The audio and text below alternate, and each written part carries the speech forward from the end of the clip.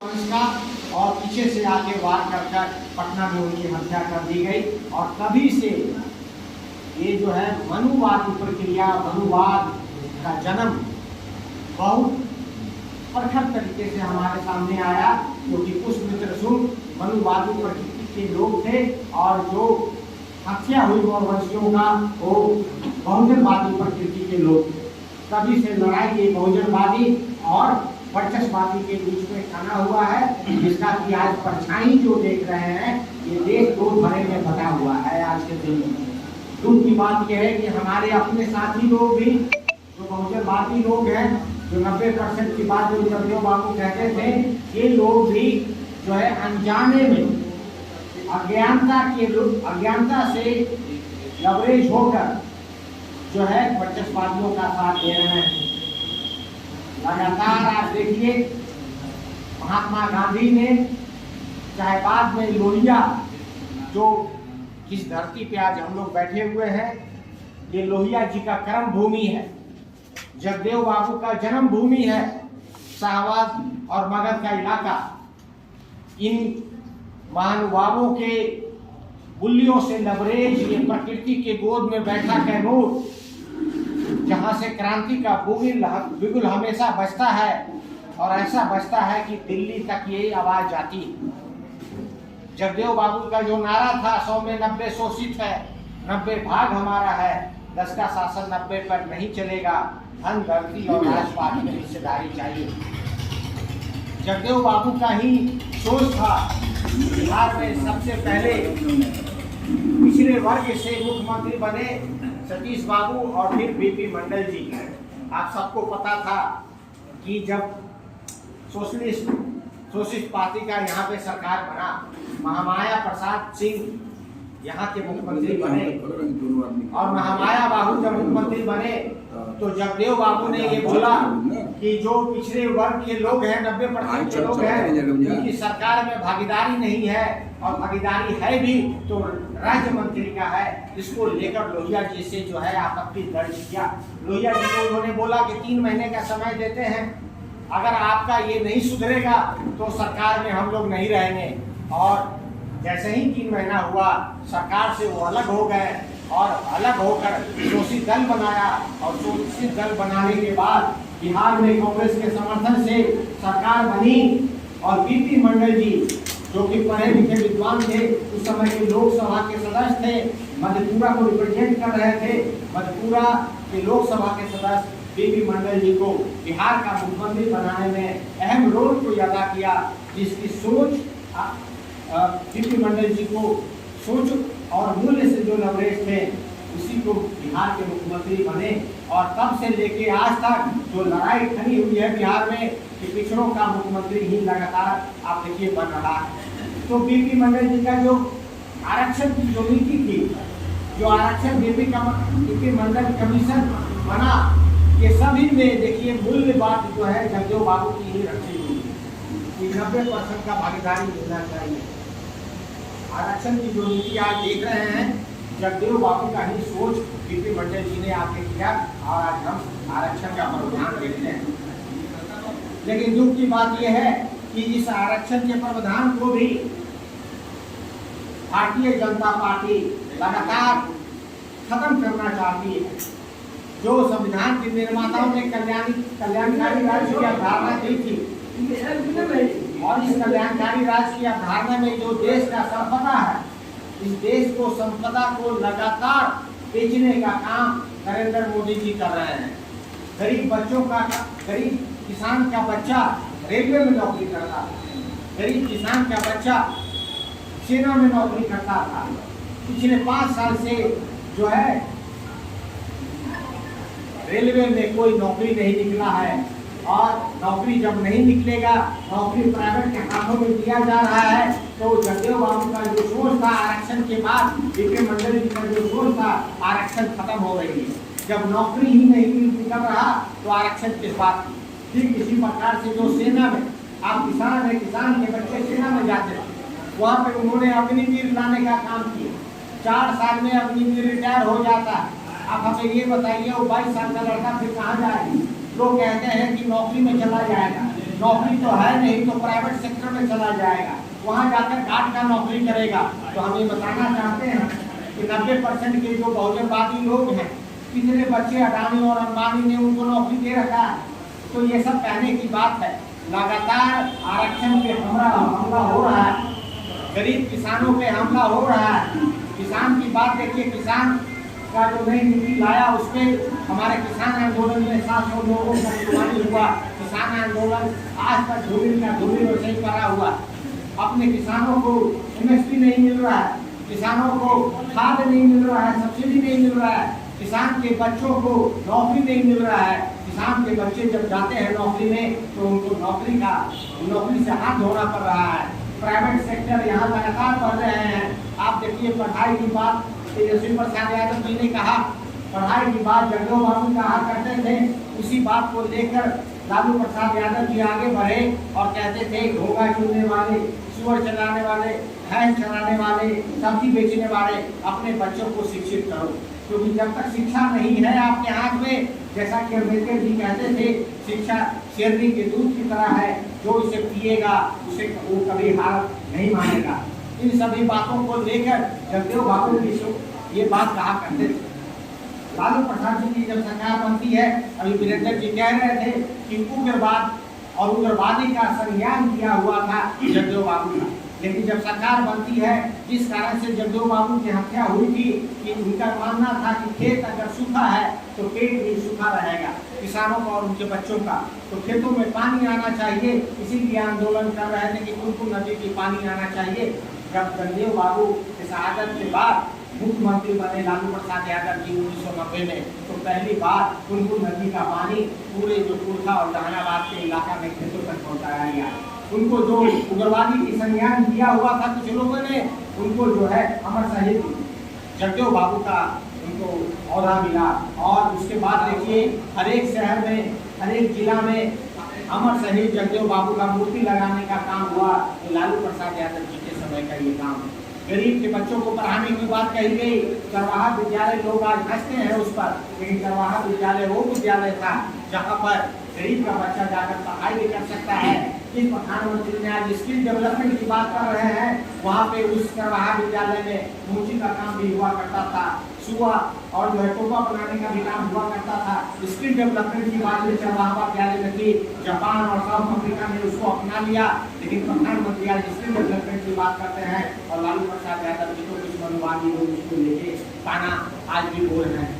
जब लालू प्रसाद यादव जी की सरकार बनी तो लगातार शिक्षा को मजबूत करने के लिए पिछले 34 सालों में देखिए, पिछले 34 सालों में जो यहाँ शिक्षक बैठे हुए हैं, ये आंदोलन भी चला रहे होंगे उस वक्त, लेकिन BPSC कमीशन के थ्रू शिक्षकों का भर्ती लालू प्रसाद यादव जी ने किया।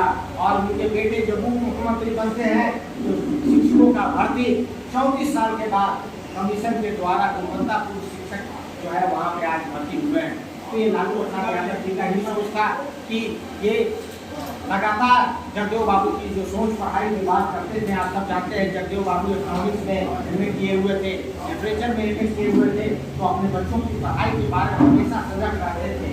और उतना ही नहीं, लालू प्रसाद यादव जी ने 7 यूनिवर्सिटी बिहार में खुला, स्टेट यूनिवर्सिटी। और जब सरकार बनी UPA 1 की तो 4 सेंट्रल यूनिवर्सिटी बिहार में खुली।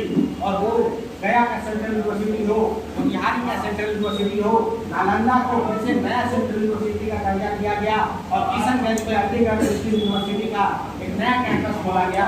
तो 4 सेंट्रल यूनिवर्सिटी लालू प्रसाद यादव जी ने खोला। तो पढ़ाई को लेकर लगातार जगदेव बाबू इस बात को आगे ले जा रहे थे, मंडल भी इस बात को आगे कह रहे थे।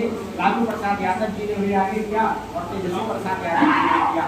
लगातार बात पढ़ाई हो रही थी, कमाई की बात हुई तो केंद्र में बैठी सरकार प्राइवेट नौकरी की बात करती है, कॉन्ट्रैक्ट नौकरी की बात करती है, आरक्षण को खत्म करने के लिए बात करती है। लेकिन यहाँ पर जब सरकार बनी राष्ट्रीय जनता दल की नीतीश जी के साथ, तो हम लोगों ने 10 लाख नौकरी की बात किया। और 10 लाख नौकरी में 5 लाख से ज़्यादा सरकारी नौकरी हम लोग दे चुके थे 17 महीने में। 17 महीने में 5 लाख से भी सरकारी नौकरी मिली। उसके बाद हम लोगों ने बात किया था सिंचाई का। सिंचाई को लेकर लगातार रामगढ़ के माननीय विधायक और बक्सर के माननीय सांसद लगातार सिंचाई को लेकर मुखर थे। इस बात को लेकर माननीय तेजस्वी प्रसाद यादव जी भी सिंचाई की बात लगातार हम लोग केंद्र से और पार्लियामेंट में भी ये बात उठ रही है। अब जो आपने सांसद यहाँ से भेजा है, बात यहाँ पे हम लोग सुनवाई और कार्रवाई भी करते हैं। हम लोग लगातार मुहिम चला रहे हैं कि जो न्याय करने वाले जो लोग, जो हाई कोर्ट और सुप्रीम कोर्ट की जो जज हैं, हाई कोर्ट और सुप्रीम कोर्ट में बहुत अच्छी वहाँ डिसीजन भी हुआ है, लेकिन कुछ डिसीजन ऐसे भी आ जाते हैं, न्याय करने वाले लोग न्याय संगत और न्याय तक नहीं रहते हैं। इसी कारण से हम लोगों ने बोला कि जो हमारे जो लोग हैं, ये भारत की न्यायपालिका को बोला जाता है चाचा लोगों का न्यायपालिका। हर एक दूसरा जो जज है एक दूसरे का चाचा और भतीजा बना हुआ है। तो इसको सुधारने की भी बात लगातार हम लोग कह रहे हैं और तेजस्वी प्रसाद यादव जी कह रहे हैं। इन सब बातों को आज देश के इस कोने में अटका हुआ है। एक तरफ बहुजनवादी लोग हैं, एक तरफ जो है वर्चस्ववादी लोग हैं। बहुजनवादी का जो संविधान में सम्राट अशोक का जो चक्र है, चक्र जो है बहुजनवादियों का प्रतीक है और पूरे भारत का सार है, जिसको बाबा साहेब अम्बेडकर ने संविधान में अंकित किया हुआ है। इसी सार को लेकर बाबू जगदेव बाबू आगे गए, इसी सार को लेकर लालू प्रसाद यादव जी गए और इसी सार को, जिस सार को खत्म करने में सावरकरवादी लोग लगे हुए हैं। सावरकर से गांधी की हत्या करवाई, हम सब जानते हैं। जगदेव बाबू की भी हत्या उसी कट्टरपंथियों ने, उसी वर्चस्ववादियों ने किया। आज फिर हम लोग का ज्यादा फर्ज बनता है, मौलवंशी होने के नाते हम लोगों का ज्यादा फर्ज बनता है कि चक्र की धूमिल करने वाले नरेंद्र मोदी, चक्र के जगह पे संगोल लगाने वाले पार्लियामेंट में नरेंद्र मोदी, आज आप देखिए पार्लियामेंट में संगोल लगा हुआ है, स्पीकर की कुर्सी के बगल में संगोल लगा हुआ है।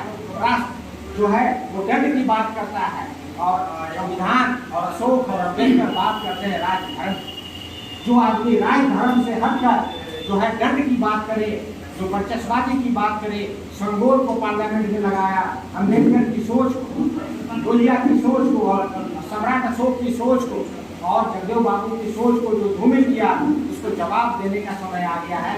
इसी कारण से हम लोग आज आह्वान करने आए हुए हैं कि ये प्रकृति के गोद में बैठा हुआ कैमूर, जो कि मूल्यों से लबरेज, जो कि गांधी के मूल्यों से भी लबरेज है, दुनिया के मूल्यों से भी लबरेज है, जगदेव बाबू के मूल्यों से लबरेज है। इस चीज को अगर कोई कम करना चाहे, उसका मुंहतोड़ जवाब हम जगदेव बाबू के शहादत दिवस को मनाकर उनके विचारों से लैस होकर हम आह्वान करने आए हैं कि कैमूर के साथी लोग, शाहबाद के साथी लोग, आप लोग पटना आइए। और पटना में लोग बैठे कुछ वर्चस्ववादी लोग हैं जो जगदेव बाबू को हमेशा नीचा दिखाना चाहते थे, जिन्होंने उग्रवाद का उनको नामांकन किया था, उसको मुंहतोड़ जवाब दे। और वहाँ से जो बात सम्राट अशोक की धरती से जो बात निकलेगी, सम्राट अशोक की धरती से जो बात जगदेव बाबू की निकलेगी, वो दिल्ली तक लग जाएगी। ये मेरा पूरा विश्वास है। आप सभी लोगों से मैं आह्वान करने आया हूँ कि भारी संख्या में वहाँ पर आइए और अमर शहीद जगदेव बाबू का 50वां शहादत दिवस है, उसको हम लोग शहादत दिवस के माध्यम से देश में बैठे वर्चस्ववादी लोग हैं, उसको एक संदेश दे कि जो सम्राट अशोक के मानने वाले लोग हैं, सम्राट अशोक के धरती से जो क्रांति, ये जो है मौन क्रांति से बोलते हैं। एक खूनी क्रांति होती है, खूनी क्रांति जो है आप सब जानते हैं, लेकिन हम लोगों ने मौन क्रांति किया है। बुद्ध की जो भाषा है सम्राट अशोक के चक्र में है और सम्राट अशोक के चक्र में बाबा साहेब अम्बेडकर ने अंकित किया है। आज जो है देखिए सामाजिक क्रांति कहाँ से कहाँ चला गया। 1990 का पार्लियामेंट देख लीजिए, 1990 का बिहार विधानसभा देख लीजिए और 1962 का बिहार विधानसभा देख लीजिए। तो ये जमीन और आसमान की जो लड़ाई, ये लड़ाई कुछ लोग बर्फ की तरह जो लोग जमे हुए थे, जो वर्चस्ववादी लोग 10% के लोग जो जमे हुए थे बर्फ की तरह हर एक डिपार्टमेंट में, गर्म हवा, और जगदेव बाबू का जो गर्म हवा नीचे से गया, कर्पूरी ठाकुर का जो गर्म हवा नीचे से गया, सामाजिक क्रांति का, लालू जी का गया, बर्फ ऊपर से नीचे पिघल कर आया और नीचे के जो लोग थे ऊपर की तरफ गए और बीच में संघर्ष का दौर आया। संघर्ष के दौर से हम आगे निकल चुके हैं साथ। हम ऐसे दौर में खड़े हैं जहाँ पे आज हम स्थापित कर सकते हैं कि हमारी जो विचारधारा है, संगोल को वहां से उखाड़ फेंकने की विचारधारा है। अगर हमारी सरकार बनती है, सबसे पहले पार्लियामेंट में जो संबोल को रखा है इन लोगों ने, पक्षपातियों ने, उसे उठा कर फेंक देंगे। हम लोग काम करेंगे। रामगढ़ के सांसद सुधाकर जी के साथ बक्सर के जो सांसद है, वहाँ विधायक थे पहले, उनके साथ हमें पार्लियामेंट में जाने का मौका मिला। अभी 4-10 दिन पहले जब सेशन चल रहा था, हमने मेरा जब ध्यान संगोल पे गया तो मैंने माननीय सांसद से बोला कि काश मैं रहता सुधाकर जी, तो सबसे पहले उस संगोल को मैं जाकर उखाड़ता वहाँ से उखाड़ने का काम आज हम लोगों के हाथों में है, सम्राट अशोक के वंशजों के हाथों में है और जगदेव बाबू के मूल्यों के हाथों में है। तो आप लोग जो बात पटना में कहेंगे, ये आवाज़ जरूर दिल्ली तक लग जाएगी। तो आप लोगों से आह्वान है कि भारी से भारी संख्या में वहाँ पर आए और ये जो पर्चा जो लिखा हुआ है प्रजातंत्र और संविधान, इसमें सबसे ज़्यादा बात सम्राट अशोक और हमारे लिए, क्योंकि हम लोग बहुजनवादी लोग, यही बहुजनवादी लोग जो हैं, आज सम्राट अशोक के मानने वाले लोग हैं, उनके वंशज के लोग हैं। ये बात लगातार हमें कहती रहनी चाहिए, गांव-गांव तक ये बात जाए। अवधेश जी, इसीलिए आप लोग जितने लोग आए हैं, इस पर्चा को लेकर जाइएगा, 10-20 पर्चा को गाँव में बांटिएगा, यंग जनरेशन को बांटिएगा, लोगों को बताइएगा कि ये लड़ाई